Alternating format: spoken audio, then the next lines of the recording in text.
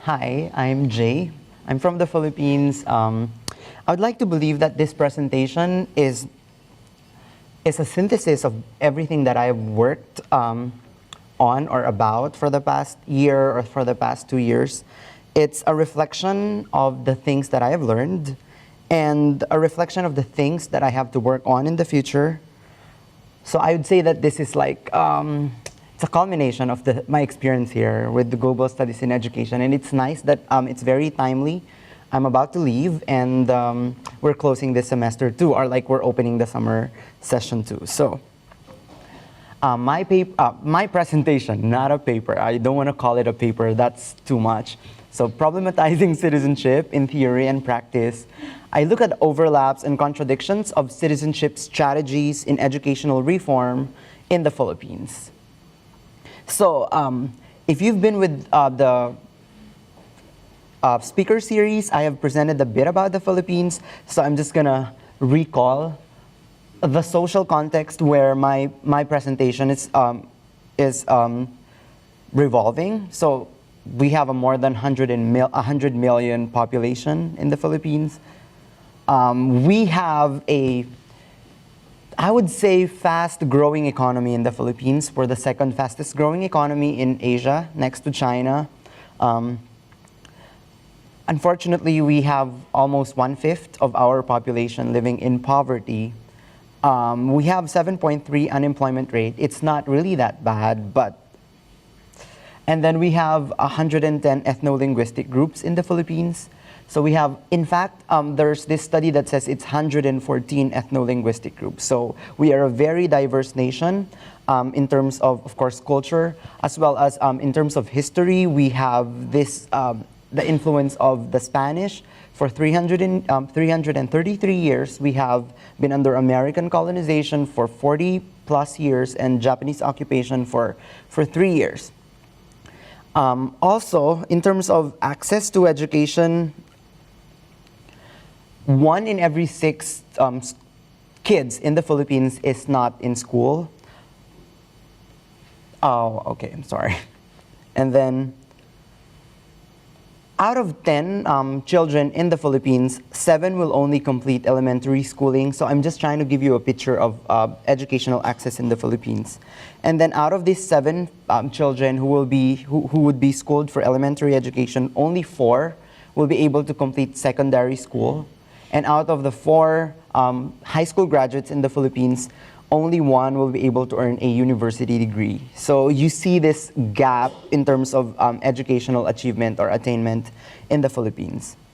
So my interest is on the interaction, the overlap, the dialectics of educational reform and citizenship. So pretty much about what the state does in reforming its education, how it directs its educational system, and in so doing, how does it construct the citizen? On the other hand, within this construction of citizenship, how is educational reform changed as well? So it's this interaction, overlap, and these contradictions, the push and pull of these 2 different constructs or concepts or ideas. So I'm interested in their overlap.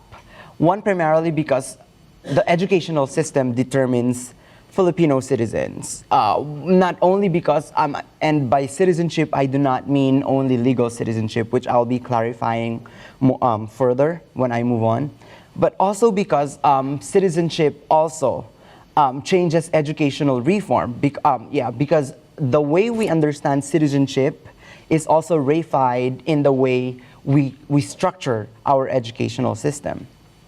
So, just recently in the Philippines, in June 2012, there's this implementation of the most radical curriculum shift ever since the establishment of public educational system in 1901, when the first American teachers came over to the Philippines and they instituted public school system.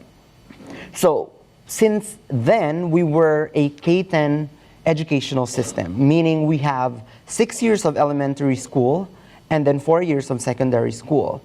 As opposed to other countries like, of course, the US, where you have 6 years, I guess, of elementary school and then 6 years of high school. In the Philippines, we only spend 4 years in high school. But in June 2012, because of these pressures that saying, for example, or like studies that say the Philippines is lagging behind in terms of achievement, like in the performance of Philippine schools in the trends in mathematics and science, like we were ranked second below and things like that, as well as the trends such as the Bologna Accord and the Washington Accord that we are not in line with or incongruent with. So the Philippine government decided to add 2 more years to the Philippine educational system just to be at par, according to the government, with international standards. So what does the K-12 reform do in the Philippines? The first is it changes its structure of Philippine education, as I've mentioned, by adding 2 more years. But more than that, there's this implementation of compulsory universal kindergarten, and there's this mother tongue-based multilingual education. You understand that before the implementation of the K-12 curriculum, the medium of instruction was primarily English in the Philippines. So we were treating English as a second language, not as a foreign language, but as a second language. And it seemed to have glossed over local dialects, like our national language, which is Filipino. It's similar to Tagalog. But because of this glossing over of English, and also the glossing over of the national language over local dialects, for example, there's this drive to focus on local dialects and use them as medium of instruction in the first year to the first grade to third grade of education. So that's the trend now. What they're doing is that they're using 12 major languages in the Philippines. And so, like in a specific region, if the dominant language, for example, is say Ilocano, which is the language, the dialect in my region, that's the medium of instruction that's going to be used. So, it's what's happening right now in the Philippines. The addition of 2 more years in secondary education and the introduction of a tracking system. The tracking system consists of the academic track, which is a preparation for the university. We also have the entrepreneurship track, which prepares students to become business people, or to establish like startups and things like that. And the technical vocational tracks for students who might not be interested in business or to go to a university, but are interested in employment, immediate employment abroad, like they could be caregivers, service providers, carpenters, construction workers, plumbers, workers of the rest of the world. So, having presented the changes in educational policy in the Philippines, or educational reform in the Philippines, I also want to present what I found out in terms of changes in traditions of citizenship, or who is a citizen. So I think this is very much related to what Brenda has spoke about earlier. So I would say that based from my literature review, I would say that there are primarily 2 strands of citizenship that are very dominant or recurrent in literature. One is an understanding that citizenship is a membership to a political community, which I would say is a legal understanding or a juridical understanding of citizenship. On the other hand, we also have this citizenship as a virtue, which is related to what Brenda mentioned as citizenship as a performative citizenship, which I would say is sociological, cultural citizenship. So, citizenship as a membership to a political community is part of the larger tradition of citizenship called the liberal tradition, which is a rights-based citizenship, which when this was first mentioned in Marshall, 1950s, this is composed of civil rights, political rights, and social rights. On the other hand, the sociological, cultural, performative, or citizenship as a virtue is part of the civic republican tradition, which is a duty-based understanding of citizenship, composed of efforts, our feelings, the sense of belonging to a certain community, and our practices, what we do that make us who we are as citizens of a certain polity. So I would say that citizenship as a membership to a political community forms part of primary citizenship, which I think is the first layer of citizenship, or I would understand traditionally as the base or foundation of citizenship. On the other hand, the citizenship as a virtue becomes secondary citizenship because this is who we are after we are called the citizen. So it's what we make of our membership to a political community. So we first become legal citizens, and then we perform things that make us further citizens. So it's like this evaluation of who we are based on our performance, aside from being called citizens by reason of our acquisition of our passports, by being born, for example, as a Filipino, or by being naturalized as a Filipino.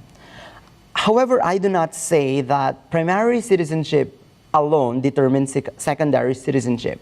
I would not say that this is just a linear relationship such that primary citizenship exists first and then secondary citizenship follows.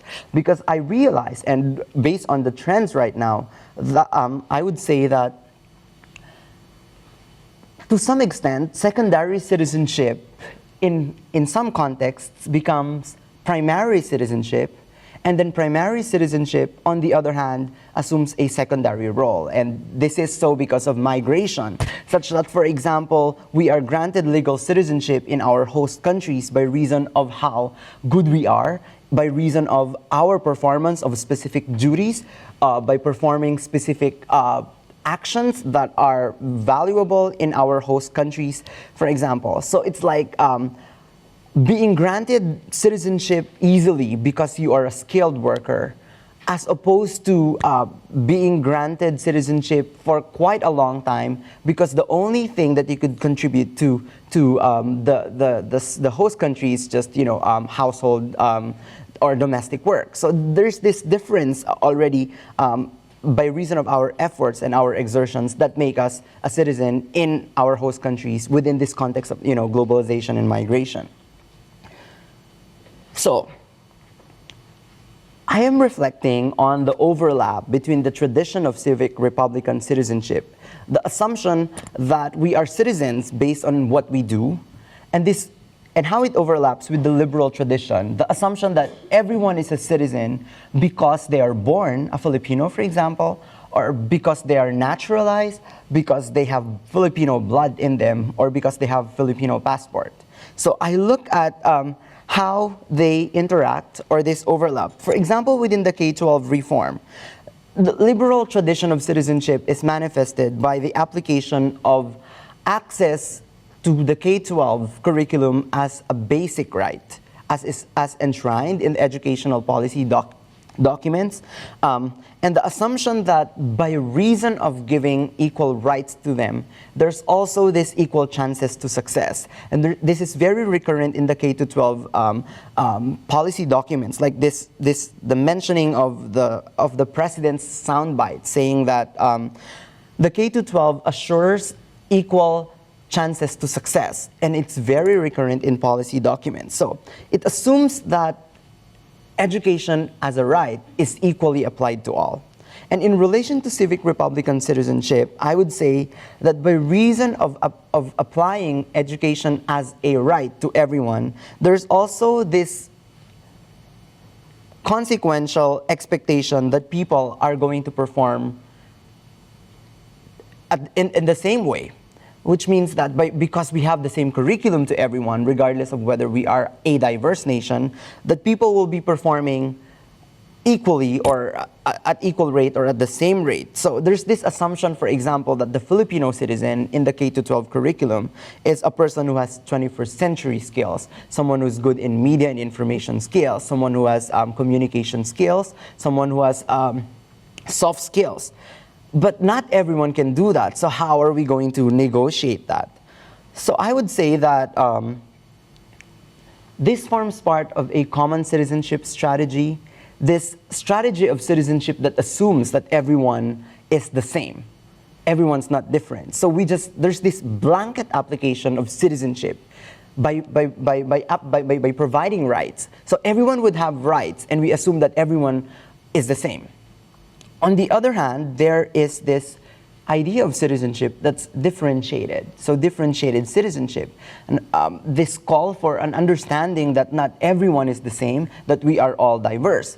So I'm trying to raise issues here about there's this overlap between liberal tradition and civic republican tradition, and there's this overlap also of common citizenship strategy and differentiated citizenship. So the first issue is, how should educational policy be more realistic in framing articulations of citizenship, in defining who the citizen is, such that first it upholds equal application of equal rights and an understanding that not everyone is the same. So how are we supposed to negotiate that? On the other hand, in the overlap of differentiated citizenship and common citizenship strategy, in the context of the Philippines, where, for example, we do not really think much about naturalization because not a lot of people are going to the Philippines compared to the US and Canada, how should equal rights, the assumption of equal success, and the recognition of differences be reconciled? So I'm thinking of also another issue is how far should we push for differentiation and for differentiation and commonality. Like, this is something that I had to grapple with when I was writing my paper, for example. Like, how far should I shout for citizenship as difference? But it's like, if we say that they are different and the curriculum should be different, for example, how far should I go? And how far should I go back to an assumption that they should have equal curriculum too? There's this push and pull. How are we supposed to negotiate that? So I would say that furthermore, to complicate it, this complications of citizenship is also within the context of citizenship as substance, citizenship as our definitions of who we are, as Filipinos, for example, but also citizenship as a procedure, as a process of how we define, how we arrived at our determinations of citizenship. So it's like the what of citizenship and the how of citizenship. So I know it's very complicated now. So within this, I would say that in the confluence and interaction of the liberal tradition, the civic republican tradition, of primary citizenship, of the citizenship, of legal citizenship, secondary citizenship, which is our efforts and our exertions, I think that there's this danger. I'm not sure if it's an inevitable danger of exclusions, that by defining the Filipino, for example, or by defining the citizen, we exclude specific sectors of society, and that this exclusion also becomes exclusions at the level of the symbolic realm and procedural by reason of lack of due process also. So I would say in the end that has citizenship gone far enough from where Marshall started? Because when Marshall wrote about citizenship, he was saying that citizenship is important in order to be able to assure that there's equality in a society, that by providing political, civil, and social rights, we reduce inequality in society. But if I look at Philippine society now, I would say that the implementation of the K12 reform as a manifestation of liberal tradition of citizenship has complicated further citizenship, and I think that still it's a long way to go from where Marshall construed citizenship as citizenship for purposes of equality. That's it.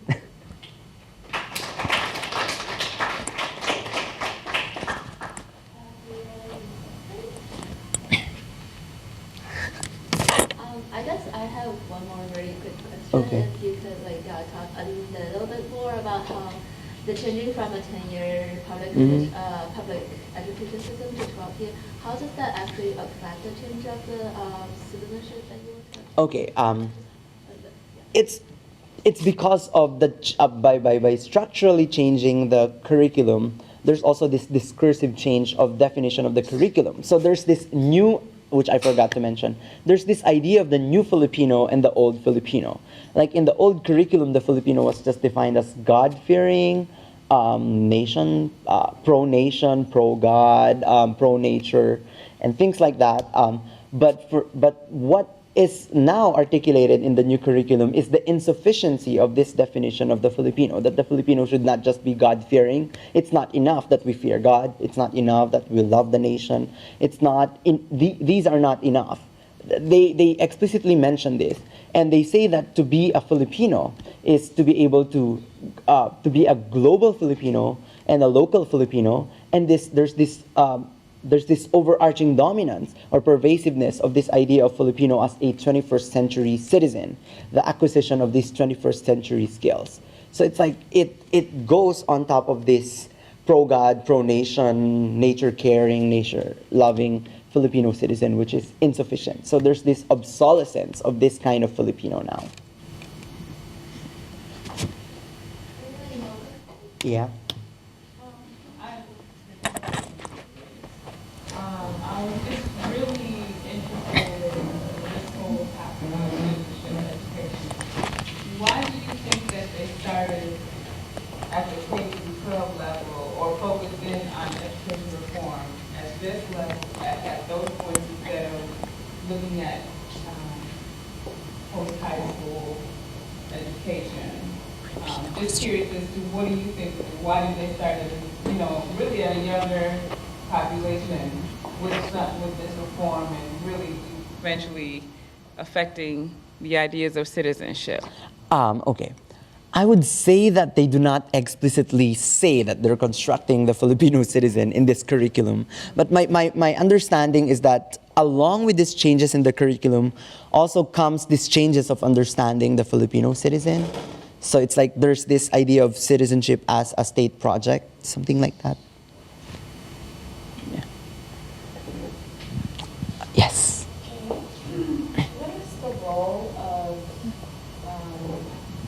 the private sector and NGOs in this citizenship movement? Okay, in the Philippines, I would say that one is this modeling of the Filipino as someone who's like this activist Filipino and things like that. But within the reform and the construction of citizenship, there had been a very marginal role of, say, civil society or non-governmental organizations. I would say that they're underrepresented within this reform, both even in the planning of the K12 reform, in understanding the directions of the reform in order to understand the Filipino or to come up with this ideal Filipino citizen. I think that they are underrepresented on that part. And even when the K12 reform was already established, say in the evaluation of the curriculum, for example, like what should be the contents of the curriculum, they're also underrepresented.